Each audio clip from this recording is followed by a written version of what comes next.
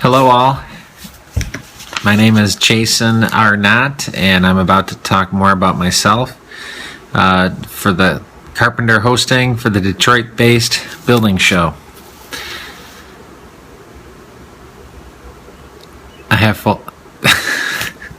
So I'm here on location and we are getting ready to talk more about me, what I do, who I am. Here you see behind us, Rachel. Hi guys. Catherine. So let's take you for a tour of Jason Arnott, the bio, and Earth Environment's what we do. It all started when I was a little kid, riding my bike around the neighborhoods that my parents moved us to. And I started to draw out the fronts of people's houses, so that way I was working on elevations, color, texturizing, trying to mimic an image, so that way I held it up to my parents and they could see, wow, that's that house. I grew up in Romeo. I graduated Romeo High School in 1996. My degree is in architecture. This is Peanut, Earth Environment's mascot. He likes to help dig. Yes, he loves to dig. This is the other thing that he loves. Uh-oh. In the tile. I would bring a skilled artisan, designer, draftsperson, and a studio staff that can show really how we go from design to development to people living in their home and enjoying their quality of life. I can help bring indoors out and outdoors in. I specialized in historic preservation and existing structures. I have been around a lot of unique projects, a lot of unique sites, a lot of unique opportunities. We also work in conjunction with DDAs and historical societies, library boards, and museums, filling construction ideas to get them built, and I enjoyed, building it, watching it be built, helping in it be built, managing all that has to be built, all the peoples I've been doing.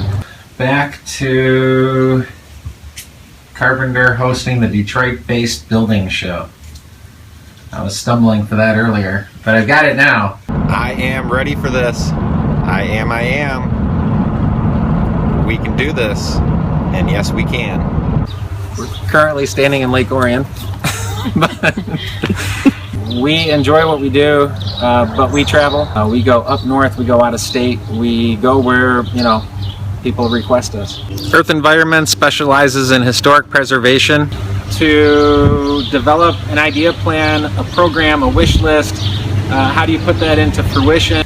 That's kind of the specific trades and people that we seek around us that are in business to refabricate elements that are needed. Passion, fire, that's what we do. We reach in, we grab the concept, and we build from there. That would be our vision. I get my hands dirty all throughout the week because I'm always working. I work from sunup to sundown, so there's always different tasks, different activities, different things going on. We've got a downtown Romeo office team, good group of people that are there programming all that's coming in, what needs to get turned around, the graphics, the design that goes into geometry of space inside of a volume. Did you see that thing that fell on and hit me in the eye? No. It hit me right in the eyelash. I got it in the activities that I perform now. I've got to be general, I got to be a leader, I got to be a worker, I got to be a steward, I got to be a manager, so it's all happening. I'm out in the middle of the creek, northern Macomb County. Feel that water. I've been trying to hire people in-house as much as possible so that way we can keep track of all that we're doing. Contractor-wise, it's the vendors and the tradespeople that we need specifically for certain things. That changes on project to project to project. So we are constantly looking at putting fusion to the new network of people that we're meeting and working with. I've created a lot of cool spaces and I would try to encompass all the different elements. So I would put a couple of projects side by side to each other because they're both stellar. And so beyond this point becomes our produce sector. And we've got some fruit trees, we've got herbs, we've got many different things going on. These are salvage door, entry doors, and that one we haven't finished. But this one's finished. These are double swinging saloon doors, salvage from a historic house from Indiana. And so I found somebody in Michigan that had some cool product, and I found a use for that product. Yes, old homes, old buildings, old structures from logs with the bark still on them, to hand-hewn, to milled. I've seen the industry of products and materials change, and how they put those products together and how they fit together from history's time. And so, yeah, I would say that I've got, good knowledge of unique stuff out there, and it's continuing education. You're always learning more as well. Alnott had one of the last remaining old original wooden structure from Almont's era. The town used to be called Bristol at one point. So Alnott would be a historical site. It was an old building. It's currently housing the Alnott Community Historical Museum. Another residential home in downtown Romeo, where the land around it, over the years, the trees have come and gone, and so it had a lot of ups and rolls to this yard, and we came back in and helped blend in the neighbor's side yard, blend in her site again, and establish a whole new patio. And the patio and the use of space and the unique setting that was created just took that historic home in Romeo and made it awesome. Historical building takes more research, it takes more data collection, it takes more chapters to a book that's got to get created. The way, the future.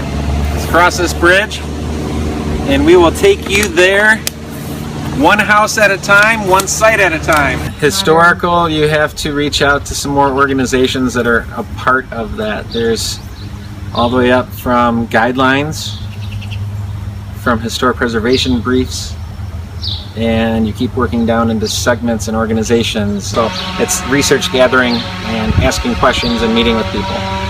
That's how I approach historic houses versus something that's not as historic. I feel that I'm an excellent candidate for the hosting of the Detroit Building Show. I have the skill, I have the knowledge, I have the talent.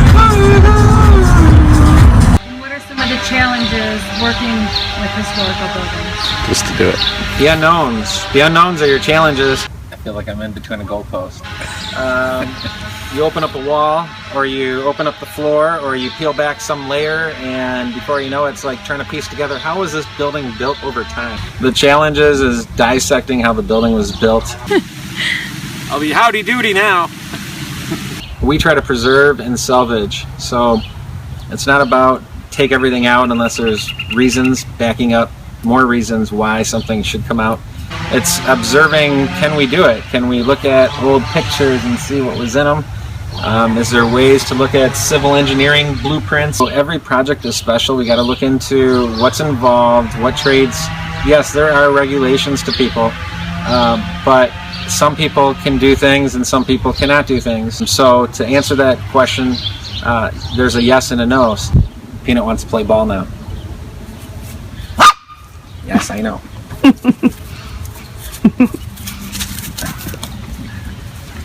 How would I wrap this up after these messages? Lead me. Okay. Be yourself. That's what I do. I think that's how I would answer it.